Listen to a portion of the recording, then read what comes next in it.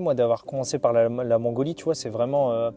Je pense que ça m'a fait relativiser sur beaucoup de choses aussi. Tu vois, avant, je regardais Pékin Express. Je me disais, mais en fait, tout est écrit, tu vois. De où tu tapes à une porte et les gens, ils t'ouvrent. Et tu vois, pour moi, c'était impossible, ce genre de choses. Et en Mongolie, je me retrouve là, en plein milieu du désert, à taper à une yourte. Et en fait, les gens, ils t'ouvrent. Il y a même dans une yourte, les gens ils nous ont laissé leur lit, ils ont dormi par terre, quoi. Mais tu vois, c'est des territoires où t'as encore de la culture, t'as encore les gens ils sont imprégnés par le passé et ils veulent pas aller tu vois là où il y a les gens ordinaires un peu et ils sont vraiment imprégnés par ce genre de choses et moi je trouve ça formidable de voyager comme ça et t'apprends c'est ce que je dis la meilleure école c'est pas l'éducation nationale hein, c'est aussi d'aller voyager dans des contrées comme ça. Dis-le pas trop Et, fort, mes ouais. parents ils sont profs. Même si Mais- je le pensais un peu, hein. Enfin mais, complètement. mais aller là-bas tu vois les 5 dernières années où j'ai voyagé j'ai appris plein de choses. J'ai appris plein de choses.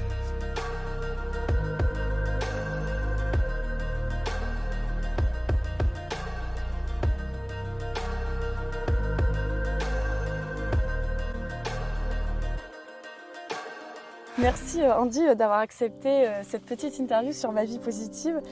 Aujourd'hui on va parler voyage parce que tu es un grand aventurier, en tout cas pour moi, mais aussi on va parler voyage et engagement puisque tu fais des voyages mais qui ont pour but d'avoir un message, en tout cas une grande profondeur. Est-ce que tu peux te présenter rapidement ?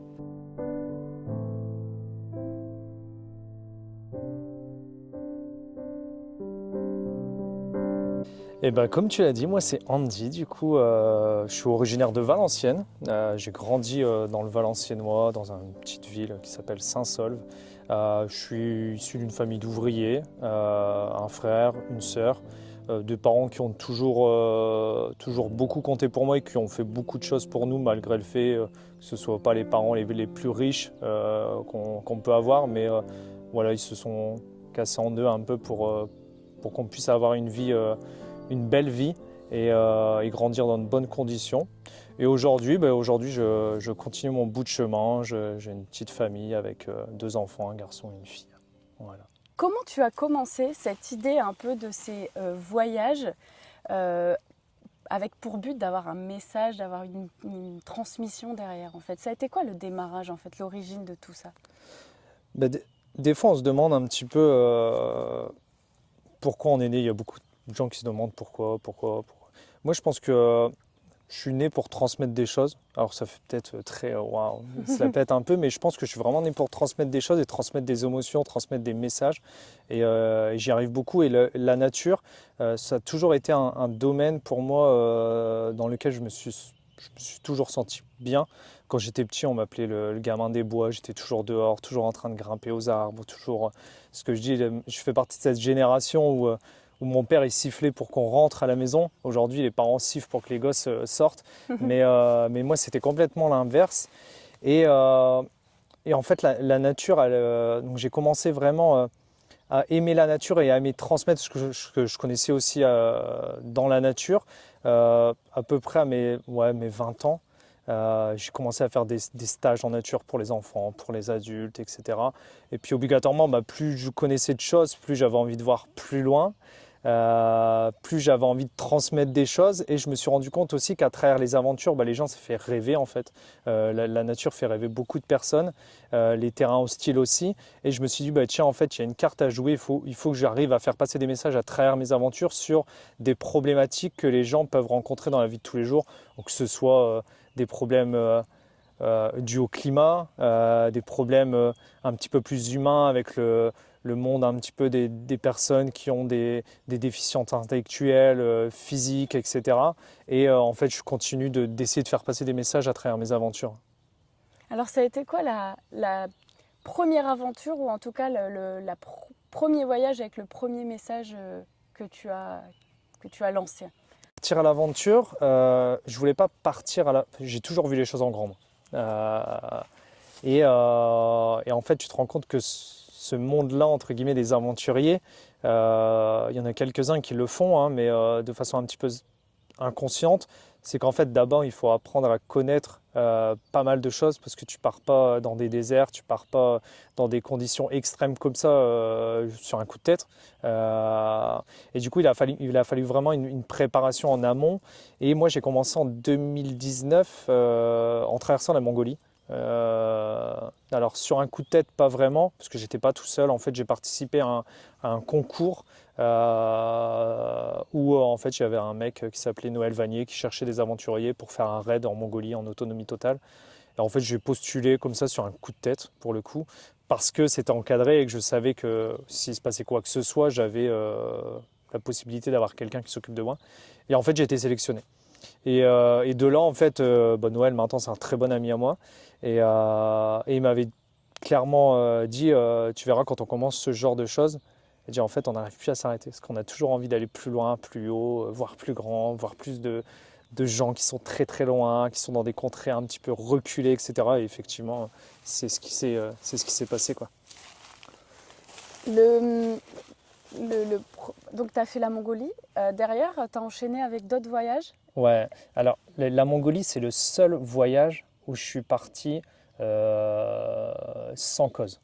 Parce que c'était le début, et que j'étais pas prêt pour ça. Donc, C'était histoire d'y prendre goût c'est un ça, petit ouais, peu, en d'y fait. prendre goût et puis d'apprendre aussi quel type d'aventurier j'étais. Est-ce que j'étais plus un aventurier qui aimait l'extrême? Est-ce que j'étais plus un aventurier un petit peu slow travel, qui aimait bien partir tranquille, à pied, rencontrer les gens? Et moi, je pense que je me suis rendu compte que j'étais un mix des deux. J'adore l'extrême, j'adore le dépassement, j'adore tout ça. Mais j'aime aussi aller à la rencontre des gens, aller à la rencontre des peuples et faire passer des messages. Et en fait, de là, j'ai construit un deuxième projet. Cette fois, c'est moi qui l'ai construit de A à Z, qui est la traversée de l'Islande. Où le but c'était d'aller en Islande, de faire une traversée qui n'avait pas encore été faite dans ces conditions, en traversant du point le plus au nord au point le plus au sud, pour parler un petit peu du climat, parce que c'était vraiment la période où on commençait vraiment à entendre un petit peu plus, voilà, c'était une catastrophe, le climat, etc. Je me suis dit, tiens, je vais aller dans le pays où l'Islande, ça parle un petit peu à tout le monde. Pour eux, l'Islande, c'est les glaciers, les volcans, voilà, le réchauffement, c'est là-bas. Et je me suis dit, tiens, il y a une carte à jouer là-bas.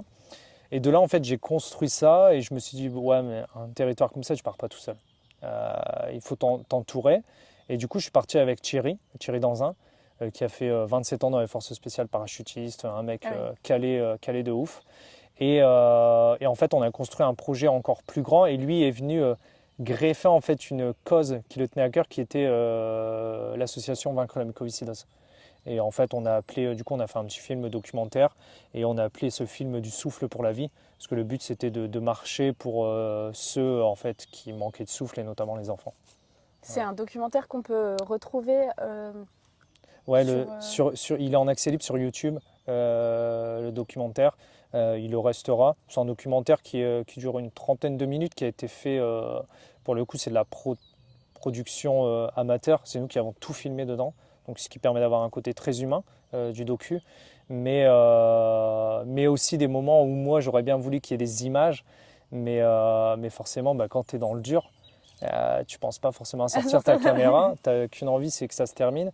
Donc ouais, il y a des petits passages que je regrette, mais au final, ça rend quand même ce documentaire très humain. Et tu vois, je l'ai quand regardé la semaine dernière, j'ai fait une projection, et c'était formidable, quoi. Ça m'a rappelé des souvenirs incroyables. C'est hyper dur de trouver l'équilibre justement parce que tu as ce côté de vouloir transmettre, donc de vouloir immortaliser des choses, sauf qu'en fait à ce moment-là tu es, C'est dedans ça. et tu peux pas penser à sortir la caméra, soit parce que tu es dans le mal, mais aussi parce que tu es dans le moment présent, connecté aussi à la nature, donc à ce moment-là c'est un peu le dernier de tes soucis de dire il est où mon téléphone Ah ou ouais, non, la caméra. c'est carrément ça. Et puis moi, je suis pas du tout, tu vois, c'est ce qui ressort aussi des gens, c'est qu'ils me disent, toi, tu es hyper humain. C'est que je suis pas du genre à recommencer une scène d'aventure pour immortaliser cette Oui, scène, tu vois. Moi, si elle n'a pas été filmée, c'est tout, elle n'a pas été filmée, voilà, c'est pas grave, je la raconterai en discutant avec les gens. Mais je vais pas refaire une scène parce qu'il fallait qu'il y ait une vidéo là-dessus, voilà, je continue et puis c'est tout, quoi. c'est C'est l'authenticité ça, finalement, on l'authenticité, ouais. l'a ou on l'a pas, Exactement. quoi. Exactement. Et ça, je continuerai à être comme ça, quoi. Après tu as fait un autre voyage en Laponie Ouais, aussi. j'ai traversé, donc là encore une fois, c'est moi qui ai créé, de A à Z, à la fois le périple et mon équipe. Je suis parti traverser le lac d'Inari, qui est l'un des plus grands lacs d'Europe. qui est à 300 km au nord du cercle polaire arctique. Donc c'est la période où on était, donc en janvier, c'est un lac qui est complètement gelé. Et le but, c'était d'aller rencontrer les Samis, qui est le dernier peuple autochtone d'Europe, et d'en faire un film documentaire qui fait lui 1h30 sur à la fois l'aventure, le dépassement de soi, mais aussi la rencontre avec les Samis et voir eux les adaptations qu'ils avaient dû mettre en place au fur et à mesure des générations pour continuer à vivre de la nature et même si on est plus dans de la survie actuellement pour eux, mais voir ce qu'ils avaient dû mettre en place au fur et à mesure. Dans un monde qui change ouais. au point de vue climat, c'est ça, sociétaire. Ouais. Eux, en fait, quand on est dans des environnements où les gens vivent de la nature, sont plus proches de la nature, on se rend compte qu'en fait c'est une catastrophe pour eux. Nous on le dit ici, ouais, il fait un peu plus chaud, il y a un petit peu plus de pluie, ouais, mais eux en fait, pour faire simple, avant un troupeau de rennes, parce qu'ils vivent de la transhumance des rennes, etc. Un troupeau de rennes, on le changeait à peu près grand max 2 à 3 fois par hiver d'endroit. Aujourd'hui on est passé à plus de 10. Parce que en fait, les rennes se nourrissent de lichen et le lichen est de très mauvaise qualité, il y en a de moins en moins sur les arbres et du coup en fait ils sont obligés de les déplacer régulièrement pour pouvoir nourrir les rennes en fait. Et ça c'est une catastrophe quoi, c'est une catastrophe. Non mais je pense que c'est ça, on se rend pas compte en fait, déconnecté de la nature, de l'impact de la moindre petite chose, parce que c'est tout un écosystème qui s'effondre derrière. C'est ça, et puis eux, obligatoirement les contrées qui sont un petit peu plus vers les pôles, eux ils le subissent beaucoup plus que nous actuellement. Et en fait quand j'entends aujourd'hui des gens qui disent ouais mais c'est pas parce que moi je vais faire ça que ça va impacter, ouais enfin, si tout le monde y réagit comme ça on est mal barré quoi. Et franchement il y a des petits trucs à mettre en place et si vous le faites, c'est ce que je dis à chaque fois, si vous le faites pas pour vous, faites-le pour eux qui sont en train de galérer, qui n'ont pas forcément des maisons tout confort comme nous, et faites-le pour les générations suivantes aussi qui ne vont pas forcément avoir la même chance de vivre dans un environnement comme on est en train de le vivre actuellement quoi. Ouais, toi t'as quel âge J'ai 32 ans. Ouais, donc non, ça se fait pas, on ne demande pas l'âge. Ah si. Aux femmes, on ne demande pas l'âge. Moi, j'ai bientôt 35, tu vois. Moi, je rajoute même, tu vois, je m'en même pas. Tu vois, j'ai dit 32 alors que j'ai 33 dans une semaine quand même. Tu vois Bah voilà. Moi, c'est bientôt, c'est mon anniversaire, je dis déjà 35. Mais tu vois, on est de la même génération et moi, j'ai vu tellement de changements. Des fois, je fais le bilan sur le changement dans le monde, que ce soit le paysage, la société, la consommation, l'accès aux fruits et légumes qui a de moins en moins de teneur en vitamines, en goût, etc. Ouais. Je trouve qu'en l'espace de quelques années, je m'en rends vraiment, vraiment compte, quoi. Ouais.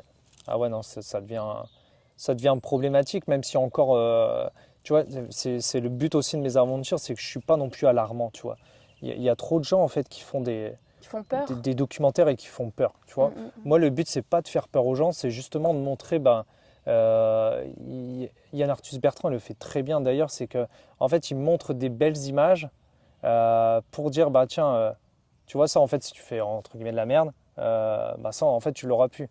Mais profite, tu vois. Et en fait, c'est en montrant.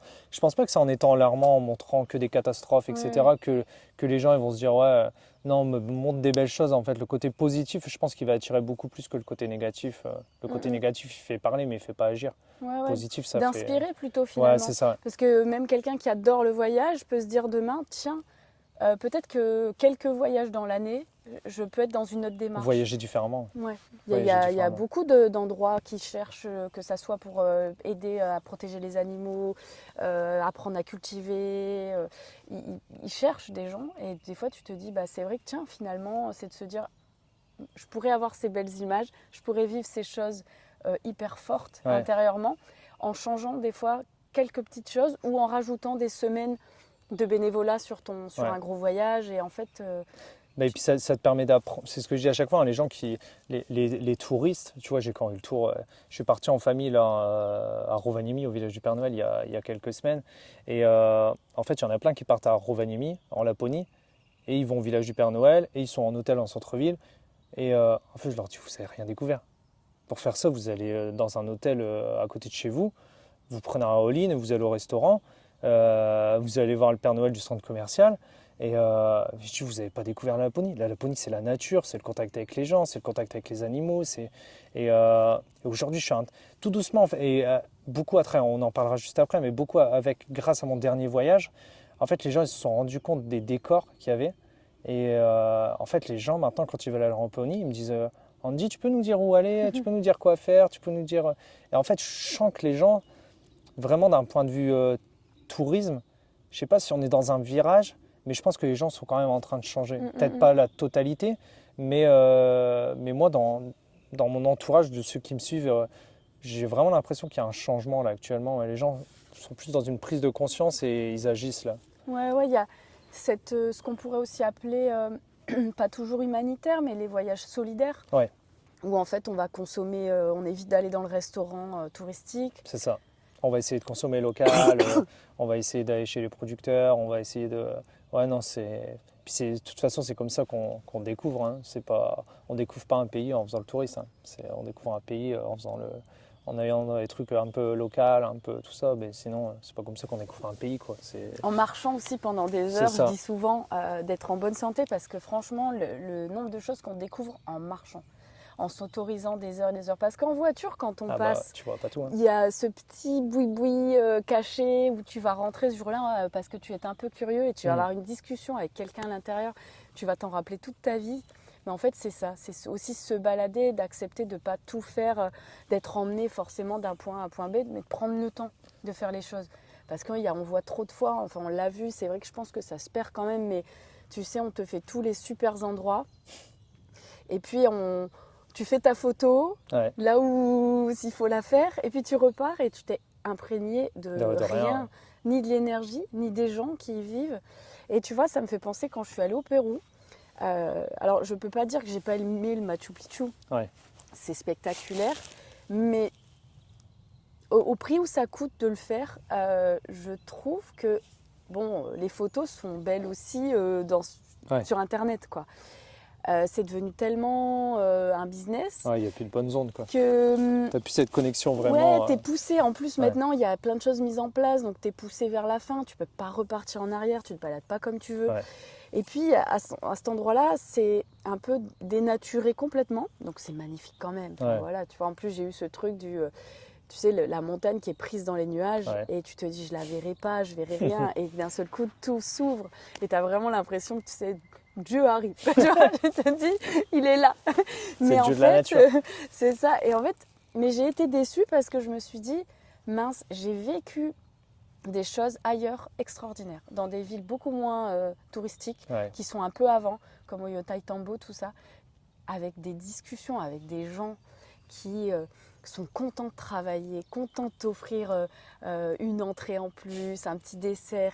Ils sont heureux, ils ont le smile, tu as des discussions ultra profondes et tu te sens bien. Et puis tu le fais le Machu Picchu, mais voilà quoi, tu vois, tu es content de l'avoir fait. Après, j'ai envie de dire oui, tu vas au Pérou, tu vas le faire, c'est sûr, mais c'est pas là que j'ai vibré. Ouais, c'est ça. C'est pas là que j'ai appris sur le Pérou. Et le fait, moi, d'avoir commencé par la Mongolie, tu vois, c'est vraiment...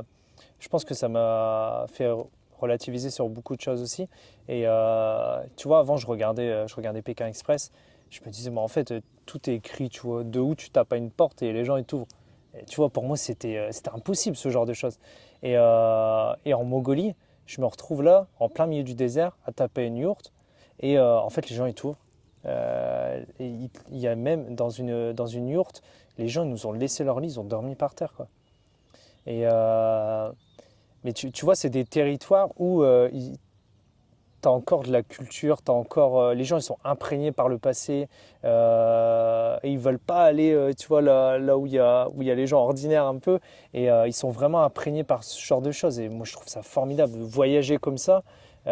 Et t'apprends, c'est ce que je dis, la meilleure école, c'est pas l'éducation nationale, hein, c'est aussi d'aller voyager dans des contrées comme ça. Dis-le pas trop fort, mes parents ils sont profs, même si je le pense un peu, hein. Enfin complètement. Mais aller là-bas, tu vois, les 5 dernières années où j'ai voyagé, j'ai appris plein de choses. Qu'est-ce que tu as appris sur toi, par exemple qu'est-ce que ça fait ressortir de toi? Est-ce que ça t'a permis, je sais pas, de prendre confiance en toi, de relativiser, de sentir comme un éveil dans ta manière d'observer le monde? La première chose, c'est que j'ai arrêté de regarder les gens différemment, en fonction de leurs habits, en fonction de... Tu vois, nous, on a grandi dans cette génération un peu où, tu vois, il y avait la mode qui... Bah, la mode existe depuis longtemps, mais Oui. où si tu n'avais pas les dernières belles chaussures, les copains de l'école, ils te regardaient un petit peu chelou. Et en fait, du coup, moi, j'étais dans cette ambiance-là où un mec un peu différent, bah, du coup, tu vas pas trop aller vers lui, tu vas dire, ouais, lui est chelou, tu vois. Et en fait, le voyage, il m'a vraiment permis de changer cette vision et d'aller beaucoup plus vers les gens et de ne pas m'arrêter à leur style vestimentaire ou leur apparence. Tu vois, aujourd'hui, je parle facilement à tout le monde et je fais plus du tout attention à ça. Et ça a été un vrai changement grâce à mes voyages. Après, c'est aussi le fait de, de te retrouver tout seul parfois. C'est ce que je dis. En fait, il y a beaucoup de gens qui me demandent, ouais, tout seul. En fait, c'est ce que je dis, tout le monde devrait se retrouver tout seul parfois. Et mais tout seul, c'est pas être tout seul chez toi, tu vois. C'est pas ça que je veux dire, c'est être tout seul et vraiment être tout seul, tu vois. Pas avoir de gens qui vont venir, qui vont passer, d'être tout seul et ça te permet vraiment de te recentrer sur toi.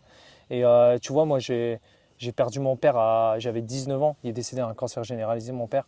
Et en fait, j'ai eu beaucoup de mal à évacuer pendant à peu près jusqu'à mes premiers voyages. Tu vois, je pleurais plus, je pleurais pas, j'avais pas d'émotions négatives. En tout cas, je voulais pas les montrer. Et le voyage, je me souviens être en Mongolie.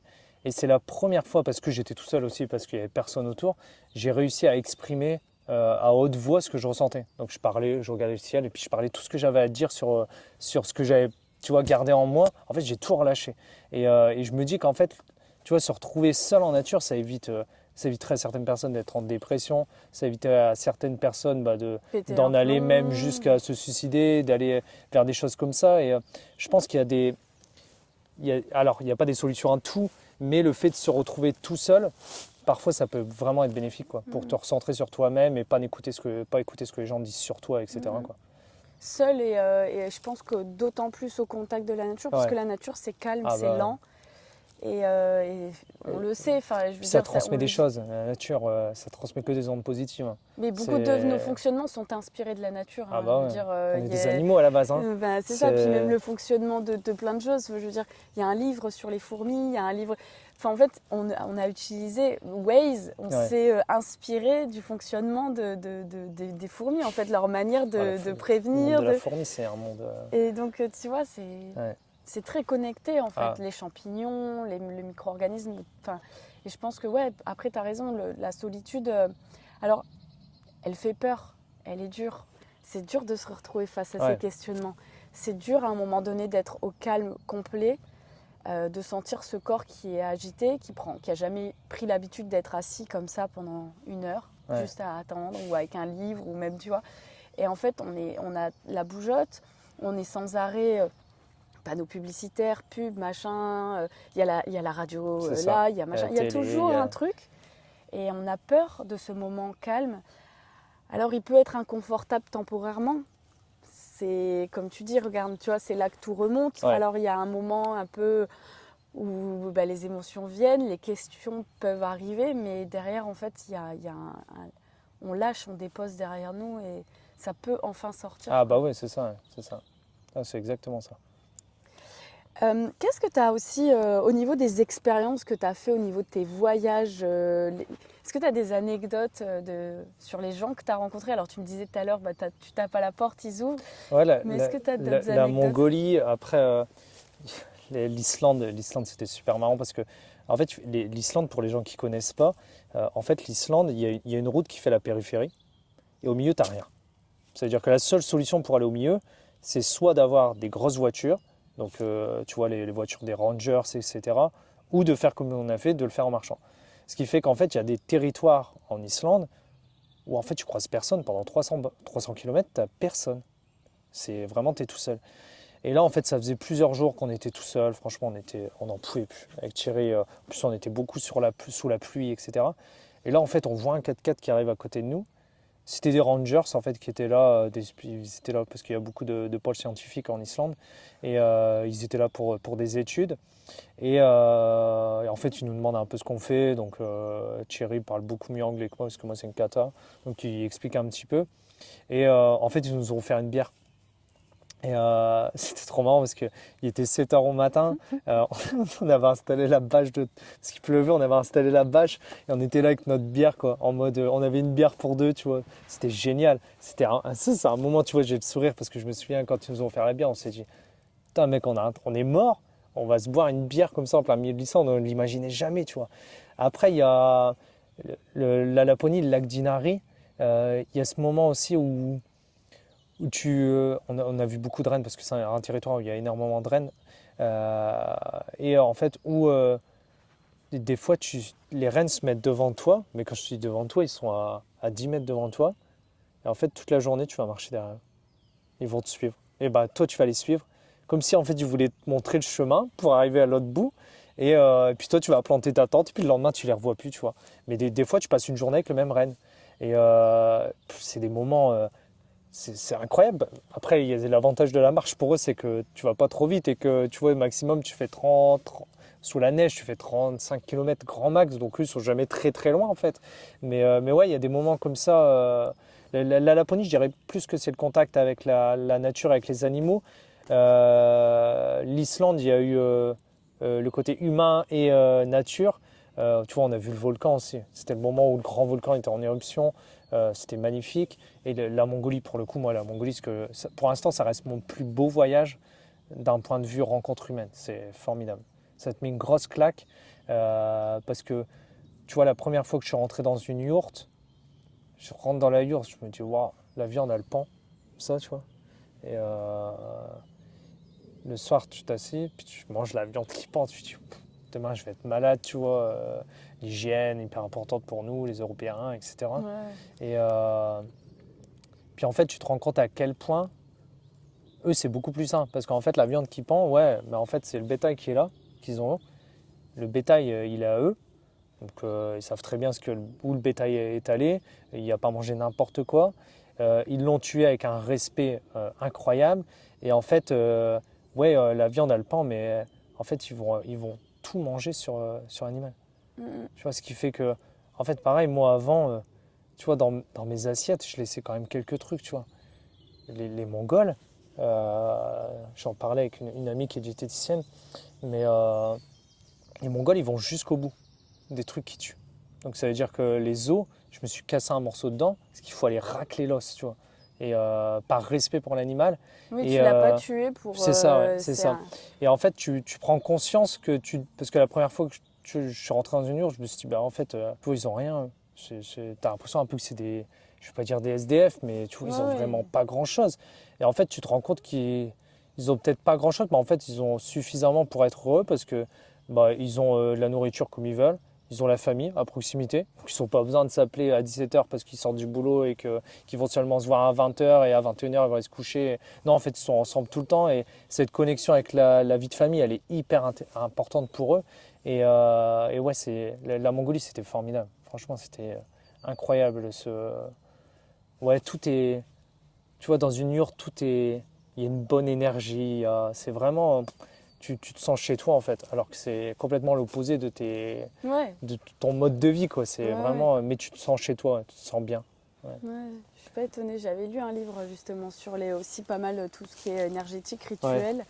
Et tout ce côté offrande en fait. En fait, tout bah est t'as une pas le droit de offrande, refuser. en fait. Ah bah Et puis tu ne tues pas un animal pour rien, parce qu'en fait l'animal, tu lui as donné de l'amour, il a mis du temps. Et au moment où c'est un sacrifice, en fait, c'est une histoire de respect entre l'un et l'autre. Ouais. Et en fait, c'est toute une autre démarche. Ah ouais. Mais tu vois, tu m'as fait penser à une anecdote. Tu m'as demandé une anecdote en Mongolie. Il y en a une autre. Tu vois, en fait, là-bas, ils font de la bière au lait de chamel. Donc moi, pareil, on me dit, on va boire de la bière. Donc il m'explique que c'est fait avec le lait de chamel, c'est fermenté et tout. Je me dis, waouh, qu'est-ce qu'ils vont me faire goûter là, tu vois. C'est une bière très très forte du coup, tu vois, un truc vraiment artisanal. Et moi je venais de faire, je crois que j'avais fait 45 bandes de marche, donc j'étais usé, tu vois.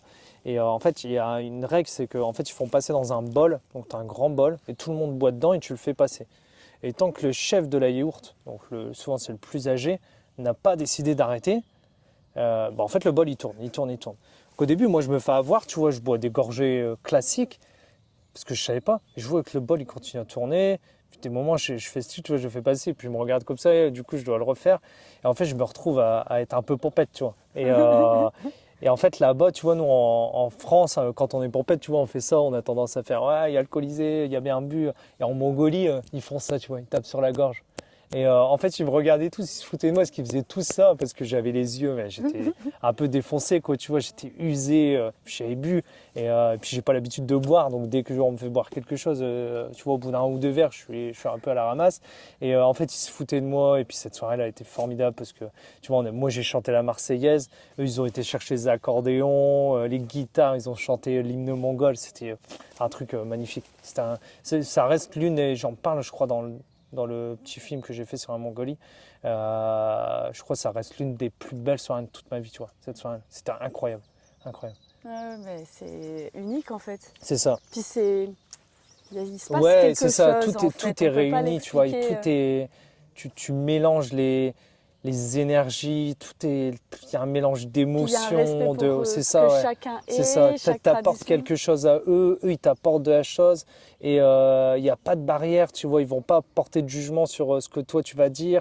Et inversement, il y a vraiment une synergie qui est impeccable, quoi. Tu vois, c'est vraiment, ouais, c'est comme si on était dans le même truc et que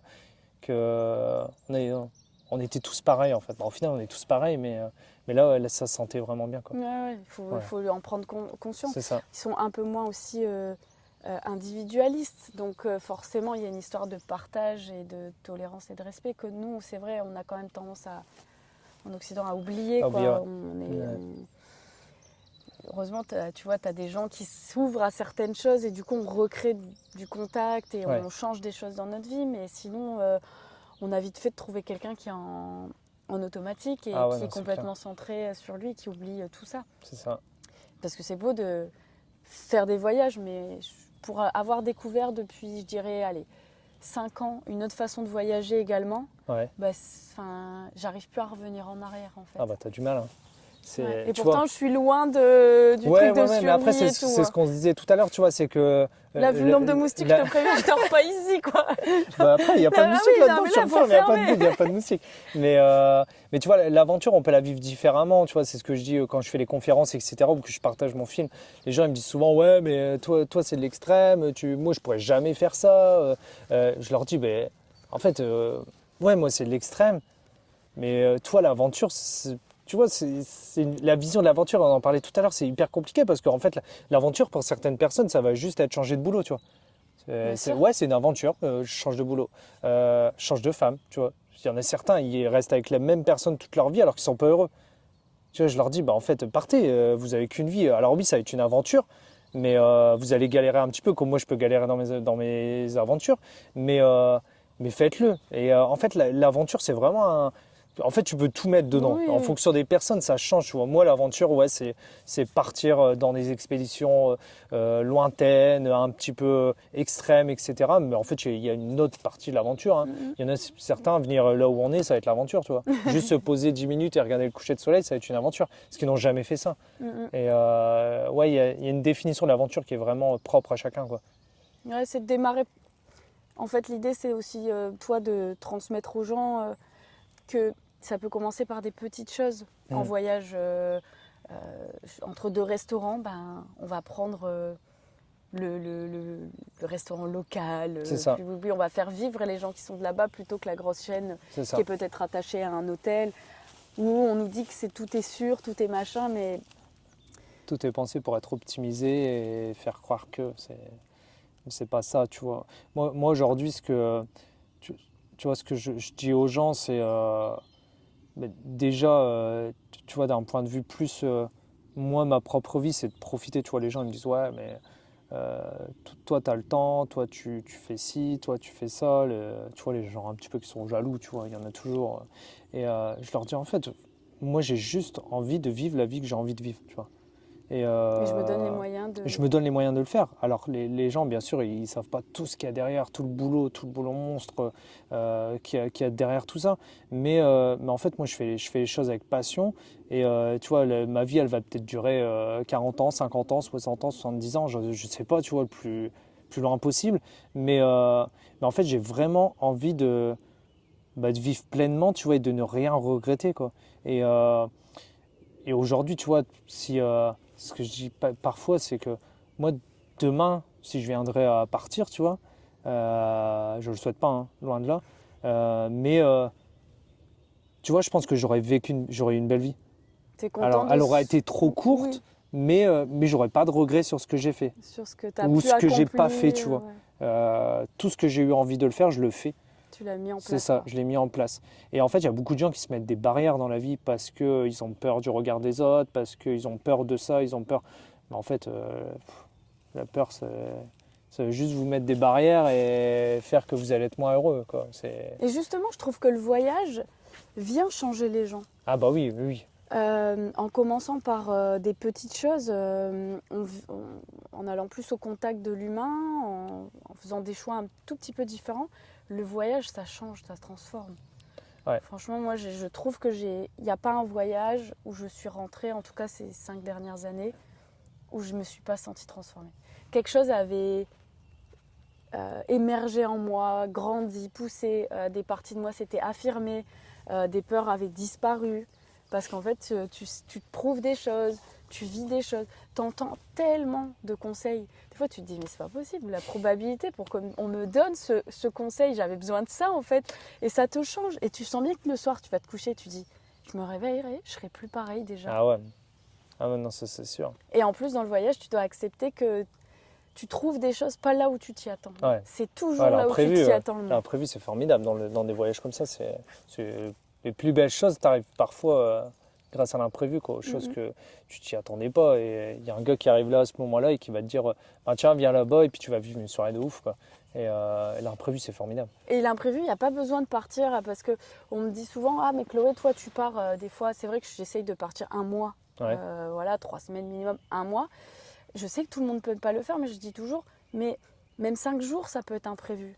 Tu peux te retrouver en Italie et à ne pas faire ton circuit, peut-être qu'on te propose assez traditionnel que tout le monde fait, mais de marcher dans les rues, de te laisser porter.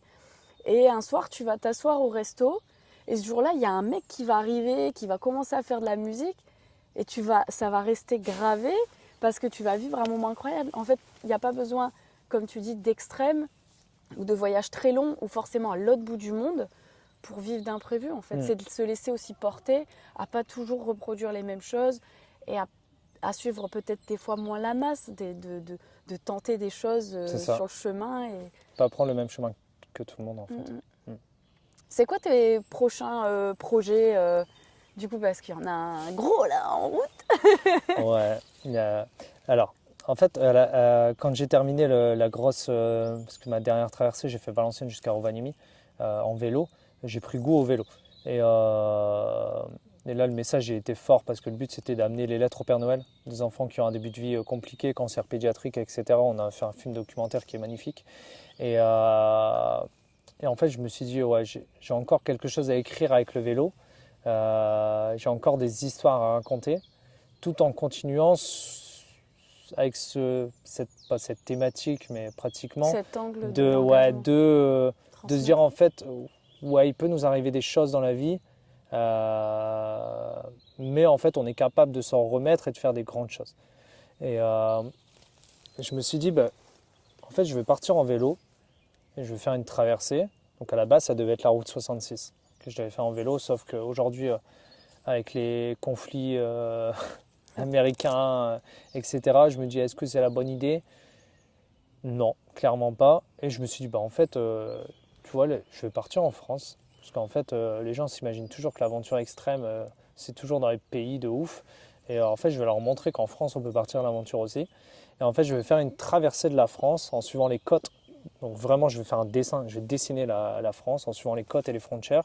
C'est un périple qui fait plus de 5000 km, il y a 80 000 mètres de dénivelé positif, en vélo, que je prévois de faire en 27 jours. Et en fait, le but, j'ai appelé Tu vas être la première à le savoir. Ah, attention. J'ai appelé cette nouvelle aventure ligne de vie. Parce que le but, c'est de tracer une ligne de la France et aussi d'aller rencontrer des personnes qui ont eu des débuts de vie un petit peu compliqués, un petit peu différents et qui ont réussi quand même à inverser entre guillemets la tendance et à faire de grandes choses. Aujourd'hui, j'ai Philippe Croison. Je sais pas qui c'est. Bravo. C'est un homme tronc, donc pas de bras, pas de jambes. D'accord. Qui a été électrocuté en étant jeune, qui a perdu du coup ses membres et qui a traversé la Manche à la nage. D'accord. Donc c'est un homme extraordinaire qui est conférencier, qui est chef d'entreprise, qui met beaucoup de choses en place pour le public handicapé. Là, il est en train de développer une application là-dessus. Ensuite, il y aura un champion paralympique qui va interagir dedans sous forme d'interview aussi. Je suis en contact aussi là actuellement avec, parce que je voulais mettre en avant aussi ça, des enfants qui ont été abandonnés à la naissance et qui ont trouvé de la force dans la famille d'accueil et qui ont réussi à faire des choses extraordinaires. Donc là je suis en contact avec une fille, une conférencière qui a développé des choses grâce à ça. Un ancien détenu aussi, parce que en fait il n'y a pas de tabou. Tu peux avoir fait des conneries quand tu étais jeune et pourtant être un homme formidable ou une femme formidable.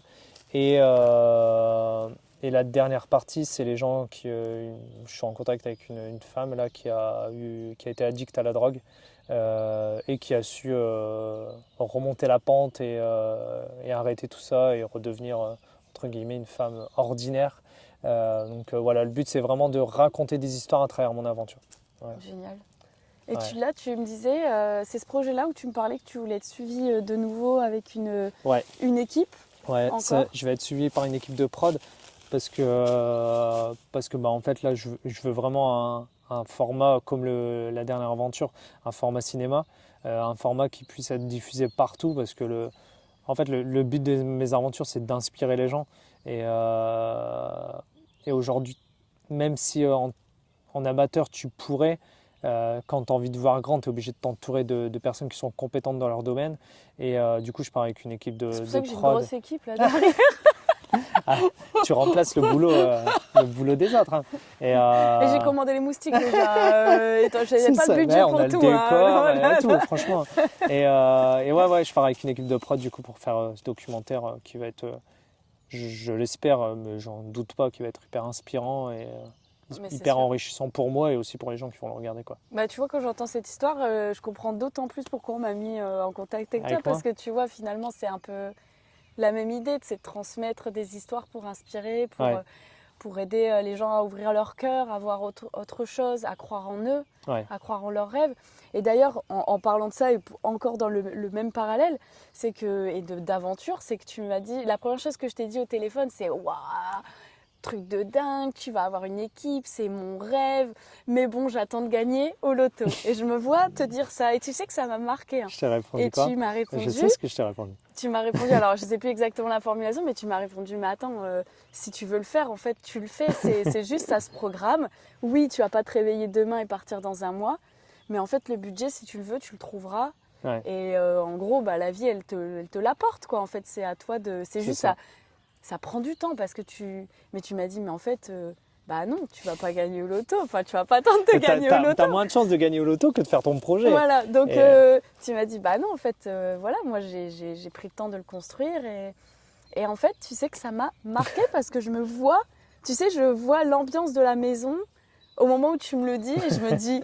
Putain, je suis passée pour une conne. Mais non, pas du tout, tu vois. Non, mais de plus dans le sens, mais merde, Chloé, t'es con, mais c'est vrai, quoi. Enfin, après tout, si c'est ton rêve un jour de partir et de réaliser un truc, mais en fait, c'est possible. C'est juste, voilà, faut accepter que ça prenne du temps. C'est ça. Donc, gagner à l'euro million, ça raccourcit le temps. Ouais, c'est ça. Mais du coup, on est trop impatients. Tu le vivras peut-être pas pareil, tu vois. Ce sera pas la même aventure. Ce sera pas la même aventure parce que l'argent sera arrivé comme ça, j'ai envie de dire. Que quand tu vas le chercher, que tu travailles pour aller chercher, c'est beaucoup plus... que tu choisis l'équipe, c'est ça, que tu construis, que tu... Ouais, non, c'est un autre côté qui est un peu plus formidable, quoi.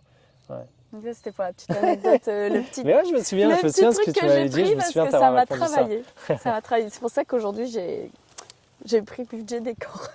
Tu vois, regarde, peut-être le podcast, tu vas faire Mais ouais. une audience incroyable qui va t'amener. Mais c'est comme ça, ça marche Mais comme bien ça la sûr. vie. Hein. Parfois, c'est des petits trucs qui vont te permettre de grimper, d'aller plus haut, plus haut, plus haut. Et puis au final, tu vas te retrouver dans un an à faire un tournage d'un truc de malade qui va te plaire à fond. Et je vais me dire, waouh. C'est ça, Andy avait raison.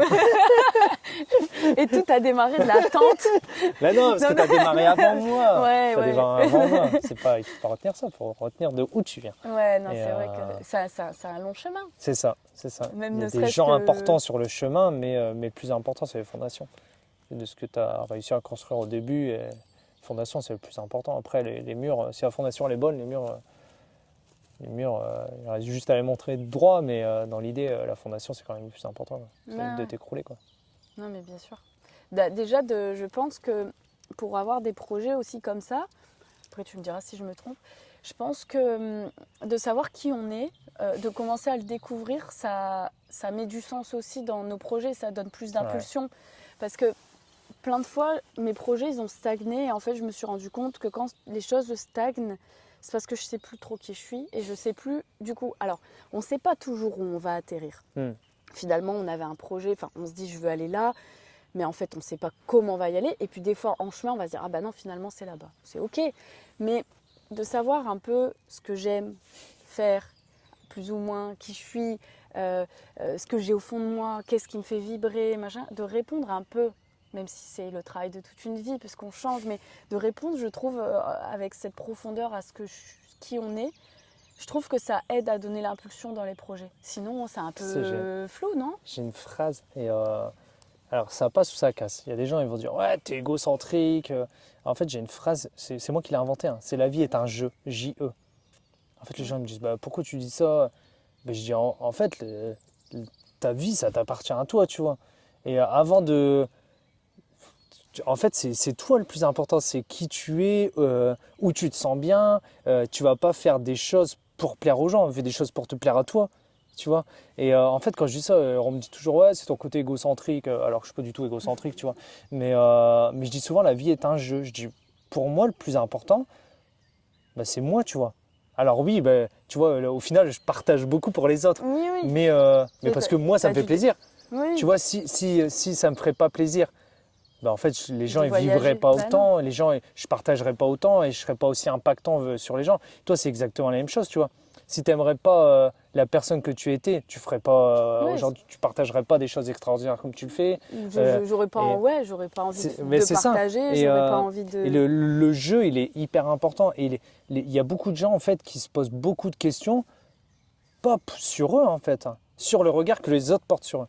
Et je leur dis en fait, regardez-vous, vous. Arrêtez de regarder les autres en fait. Les autres s'en foutent. Alors s'ils disent des belles choses et tout, ok. Si ça te permet de grandir, d'accord. Mais si c'est des gens qui t'entassent ou quoi que ce soit, bah en fait tu t'en fous. C'est toi, hop, tu les laisses là-bas et puis ils vont faire leur vie. On dit et toujours puis, aime-toi d'abord. Ah bah oui, aime-toi d'abord. Aime ce que tu es, ce que tu deviens. De toute façon, tu peux pas aimer les autres si tu t'aimes pas. Non. Et c'est dur parfois d'entendre ça, mais c'est important de s'aimer soi. C'est pas un côté égocentrique, un côté je me kiffe, un côté. Non, mais ça n'a c'est rien à hyper voir. important. Moi, je m'aime bien, tu vois. Moi, je m'adore. Bah, tu vois, je pensais pas dire ça un jour, mais j'ai vraiment appris à apprécier ce que je devenais et ce qui sortait de moi et ce que j'arrivais à partager, à véhiculer ou d'avoir voir en fait toute cette tolérance qui a grandi en moi, cette acceptation, ce lâcher prise. Et en fait, j'apprécie de plus en plus ce que je suis, ce que je vois, ce que je vois grandir.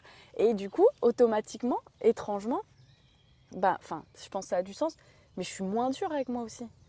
Forcément, j'apprécie plus ce que je... Parce que en fait, je me suis recentrée sur ce qu'il y avait dans mon cœur, ce qui m'aimait, enfin ce que j'aimais faire, ce qui t'anime vibrer, en fait. Ce qui me transcende. Et en fait, c'est plus simple quand tu te trouves d'oublier, d'accepter de pas que tout soit pas parfait, de la critique tu l'entends moins. C'est ça. Parce qu'en fait, tu essayes d'être... déjà axé sur toi et ce que tu as envie de faire et de réaliser pour toi. Exactement. Et moi, je suis un peu comme toi, j'ai toujours ce truc de me dire le jour où je vais arriver au bout de mon chemin, en espérant comme toi que ce soit le plus tard possible. Mais là, vu comment c'est parti, je pense que ce soir, on va se faire bouffer par les moustiques, on va claquer. Le sang, il circule là. Mais c'est d'avoir aucun regret, d'avoir pris toutes mes responsabilités pour vivre la vie vraiment dont j'avais envie. Mon aventure, en fait. Ouais. D'avoir vécu une aventure de dingue en disant waouh, il y a eu des moments, c'était dur. Waouh, il y a des moments, j'ai pleuré. Mais il y a des moments, j'ai ri, j'ai vibré. Waouh, j'ai changé je ne sais combien de fois d'orientation, de machin. Et puis tu sais, j'étais comme ça, je suis devenue comme ça. Puis tu sais, après, et en fait, j'ai envie de raconter une aventure de dingue. Ah bah c'est ça. Et puis c'est pas une ligne droite, hein. C'est comme l'aventure.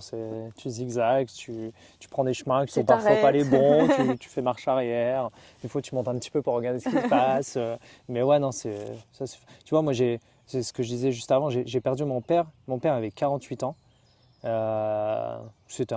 vois, il a fini dessinateur industriel. Donc tu vois, il gagnait sa vie correctement, tu vois, alors qu'à la base il était ouvrier. Tu vois, c'était cette génération où l'argent était un peu. En fait, il profitait pas trop de l'instant présent, il mettait de côté pour la retraite, tu vois. Et mon père, il est décédé à 48 ans, tu vois. En fait, j'ai même pas pu profiter de l'argent qu'il avait mis de côté. Et en fait, je me suis dit, mais non, ça peut pas être ça la vie. Parce que moi, demain, peut-être que j'ai un cancer, tu vois. Oui. Et peut-être que je vais mourir à 48 ans. Et en fait, bah non, en fait, c'est maintenant qu'il faut vivre. C'est pas la retraite parce que tu n'es même pas sûr. C'est vivre maintenant et pas. Et ça, je l'ai vraiment appris avec le décès de mon père. Ouais, ça m'a mis un coup. C'est ce que je dis. Et je le disais la fois dernière dans une conférence. Je ne sais pas si je profiterais de la vie autant si mon père était encore là. Alors, je peux pas le remercier d'être parti, tu vois. Bah, c'est étrange, mais quand même, moi j'ai quelqu'un en interview qui m'a dit, tu sais, c'est très étrange ce que je vais te dire, mais je remercie mon papa d'être parti parce qu'en fait, je serais pas devenue ça, parce que ça a été un déclic. Ouais. Pour ne pas reproduire la même chose. Mais parce que nous, on est beaucoup dans la réaction. En fait, on va faire les choses quand il va se passer quelque chose de négatif. Tu vois, je dis un truc bête, mais on a mal au dos, on va changer de posture au bourron. Et en fait, on va toujours être dans la réaction au lieu d'être dans l'action ou dans la prévention, tu vois. Et en fait, ouais, depuis ça, je suis beaucoup dans la prévention, moi. Tu vois, je fais avant que ça n'aille pas, ou avant que je regrette, ou avant que... Et en fait, ouais, le décès de mon papa, il m'a vraiment permis de voir la vie différemment, en fait, de profiter de l'instant présent. Et puis le voyage est venu renforcer ça. C'est ça, exactement. En fait, est venu se rajouter justement par-dessus, parce que comme tu disais, ce moment en Mongolie où tu acceptes enfin ça, je pense qu'à ce moment-là, tu le comprends, tu l'ingurgites et tu te dis, mais ce que je suis en train de vivre, en fait, moi, c'est ça que je veux vivre à chaque instant. C'est ça, ouais. Et tu viens confirmer pas mal de choses. Et en voyage, tu viens confirmer pas mal de choses. Parce que tout ce qui est en toi et que tu laisses pas s'exprimer, en voyage, souvent, on prend le temps. Hein. Bah, tu voyages pas tout seul. Hein. De toute façon, tu voyages pas tout seul. Quand je voyage, je suis avec beaucoup de personnes, moi. Tu vois, je suis avec mon père, je suis avec mon oncle, je suis avec des gens, tu vois, des gens qui sont plus là, tu vois. Mais je voyage toujours à plusieurs. Alors oui, je suis tout seul en réel, mais je suis entouré de personnes. Tu vois, mon père est toujours avec moi. Hein. Et au final, est-ce que voyager, ça me permet de continuer de le faire vivre aussi? Peut-être, tu vois. Peut-être qu'en fait, lui, de là où il est, il me dit, bah, pars, au moins, ça continue de me faire voyager aussi. Et tu vois, on ne sait pas, en fait, parce qu'on ne sait pas ce qui se passe au-dessus. Mais moi, je ne suis pas du tout croyant, tu vois, mais je pense, tu vois, je crois quand même à quelque chose, tu vois. Je me dis qu'en fait, ils sont toujours là et en fait, ouais, dans le voyage, j'ai vraiment cette impression d'être imprégné par des forces extérieures, quoi. Et pas n'importe quelle force, tu vois. Mon père, bien sûr, mais d'autres personnes qui ont beaucoup compté pour moi et qui sont plus là, tu vois. Et ouais, donc est-ce qu'il te faut te retrouver dans des endroits comme ça pour que eux puissent te montrer quelque chose, entre guillemets, tu vois? Je sais pas, mais en tout cas, ouais, je me rends compte de leur présence beaucoup dans les voyages. Ouais. Donne une belle impulsion et une belle direction. Exactement.